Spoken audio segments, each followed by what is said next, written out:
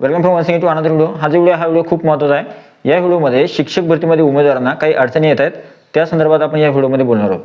आता काय होतंय की शिक्षक भरतीमध्ये उमेदवारांना पवित्र पोर्टल साईटवर काही ठिकाणी प्रॉब्लेम येते। समस्या एक नाहीये, समस्या कोणकोणत्या आहे त्या सगळ्या बघणार आहोत।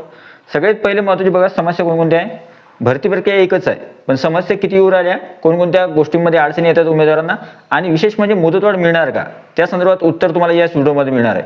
सगळ्यात अगोदर आपण सांगतोय की मुदतवाढ मिळणार किंवा नाही मिळणार। आतापर्यंत कोणी सांगितलं मुदतवाढ मिळणार किंवा नाही मिळणार, ठीक आहे। तो व्हिडिओ जो आहे पूर्ण बघा। व्हिडिओ आवडला तर व्हिडिओ लाईक करा, शेअर करा, ठीक आहे। तर सगळ्यात अगोदर बघा, पहिली महत्त्वाची गोष्ट म्हणजे काही विद्यार्थ्यांना लॉग इनच होत नाहीये, ठीक आहे। प्रोफाईलमध्ये लॉग इन करायचं असेल तर त्यांना लॉग इन होत नाहीये। दुसरी महत्त्वाची अडचण अशी आहे की जर समजा लॉग इन आयडी टाकला, पासवर्ड टाकला, तर तिथं पासवर्ड जो आहे तो इनकरेक्ट येतोय, मग फॉरगेट पासवर्ड केला तर ओटीपी येत नाहीये, ठीक आहे। दुसरा प्रॉब्लेम जो आहे तो आहे साईट किंवा सर्व्हर डाऊन आहे, सध्या ओपन होत नाहीये ऑफिशियल वेबसाईट जी आहे ती, म्हणजे पहिलं लॉग इन होत नाहीये, दुसरं साईट किंवा सर्व्हर डाऊन आहे, ठीक आहे। तिसरं काही विद्यार्थ्यांना मोबाईलमध्ये ओटीपीच येत नाहीये, तिसरा प्रॉब्लेम, ठीक आहे। चौथा प्रॉब्लेम, लॉग इन झाला तरी सुद्धा जाहिराती किंवा प्रिफरन्स जनरेट होत नाही। पुढची अडचण बघा, जर समजा प्रिफरन्स जनरेट झालेच तर प्रिफरन्स खूप कमी प्रमाणामध्ये जनरेट होऊ राहिले। काही विद्यार्थ्यांचं म्हणणे, सर आम्हाला फक्त 5 प्रिफरन्स आले, 10 प्रिफरन्स आले, फक्त 20 प्रिफरन्स आले, आम्हाला जास्त प्रिफरन्स यायला पाहिजे होते, ठीक आहे। पुढची अडचण, आता काही विद्यार्थ्यांनी प्रिफरन्स लॉक सुद्धा केले। तर आज एक नवीन सूचना आली, त्याच्यामध्ये क्लिअर मेन्शन केलेलं आहे की 7 आणि 8 तारखेला, म्हणजे आजची तारीख धरून समजा, ठीक आहे।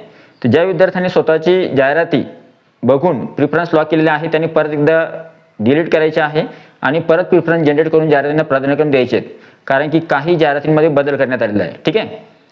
आता अजून एक महत्त्वाची गोष्ट बघा, म्हणजे हा एक सुद्धा प्रॉब्लेम आहे की पहिले लॉक केले होते, आता परत जे आहे डिलीट करायचे, म्हणजे परत वेबसाईटवर जायचं, लॉग इन करायचं आहे, जाहिराती जनरेट होतात किंवा आणि नंतर मग पसंतक्रम द्यायचे, ठीक आहे। आता सगळ्यात महत्त्वाची गोष्ट बघा, पुढची अजून एक अडचण, काही विद्यार्थ्यांना मीडियम किंवा आपण कोणत्या जागेसाठी पात्र आहोत आणि त्याच जाहिराती आपल्याला आल्या का, या संदर्भात अडचण आहे। काही उमेदवारांना वाटतं की बाबा मी तर माझं मॅथ आहे, मग मला सायन्सच्या जागा आल्यात। काही विद्यार्थ्यांचं म्हणे मी सायन्स आहे, मला मॅथच्या जागा आल्यात। काही विद्यार्थ्यांचं म्हणे माझं सायन्स आहे, मला मॅथ सायन्स दोघांच्या जागा आल्या, मग देऊ किंवा नको, तर कोणत्या जागेसाठी मी पात्र आहे त्या संदर्भात सुद्धा उमेदवारांना अडचणी येत आहेत, ठीक आहे। आणि मीडियमचा सुद्धा इश्यू आहे। तर या सर्व गोष्टींबद्दल इश्यू येतोय। तर मला वाटतंय की बाबा आजची जी तारीख आहे ती आहे 8, उद्या तारीख आहे 9, 10 आणि 11, 3च दिवस आहेत, 2 किंवा 3 दिवस, 2-3 दिवसामध्ये पूर्ण 1,70,000 उमेदवारांना पसंतक्रम द्यायचे आहेत। तर मला असं वाटतं की बाबा याच्यामध्ये जास्तीत जास्त आता सद्यस्थितीमध्ये जी कंडिशन दिसते तर त्यामध्ये मुदतवाढ मिळण्याची दाट शक्यता आहे, मुदतवाढ मिळू शकते। मी काय म्हणतोय बघा, मुदतवाढ अजून मिळाली नाही, पण मुदतवाढ मिळण्याची शक्यता आहे। त्याच्यामुळे जे आहे, जर तुम्हाला असं वाटत असलं की बाबा आपल्याजवळ कमी कालावधी आहे तरी सुद्धा काळजी करू नका, पॅनिक होऊ नका। ओटीपी येत नसेल किंवा काही अडचण येत असेल, लॉग इन होत नसेल किंवा जाहिराती कमी जनरेट होत असतील तर काय करा, डिलीट करा, परत जनरेट करा। कोणत्याही अडचणीवर सोल्युशन असतं, थोडं आरामशीर आणि काळजीपूर्वक जे आहे लॉग इन करा, नंतर जाहिराती जनरेट करा आणि नंतर प्रिफरन्स जे आहेत लॉक करा। लॉक केल्याशिवाय बाहेर पडू नका आणि लॉक केल्यानंतर मग ती PDF जी आहे ती डाउनलोड करून ठेवा, ठीक आहे। तर अशा पद्धतीने सगळ्या गोष्टी करा आणि मुदतवाढ मिळणार किंवा नाही मिळणार, तर मुदतवाढ मिळण्याची शक्यता आहे, पण सद्यस्थितीमध्ये मुदतवाढ मिळाली नाही। आपली प्रिफरन्स लॉक करून ठेवा 11 तारखेच्या आतमध्येच, ठीक आहे। उद्या असं नको म्हणाल तुम्ही की प्रिफरन्स मुदतवाढ मिळणार होत मग मी लॉकच नाही केले, तसं नाही। प्रिफरन्स लॉक करून ठेवा, 11 तारीख शेवटचीच समजा, असं समजा की 11 तारीख शेवटची आहे, पण माझी अशी म्हणजे मला असं वाटतं की मुदतवाढ जी आहे मिळणार आहे, त्याच्यामुळे मी तुम्हाला पहिल्यांदा सांगतो की मुदतवाढ मिळण्याची शक्यता आहे, पण सद्यस्थितीमध्ये मिळाली नाही तर तुम्ही लॉक करून ठेवा।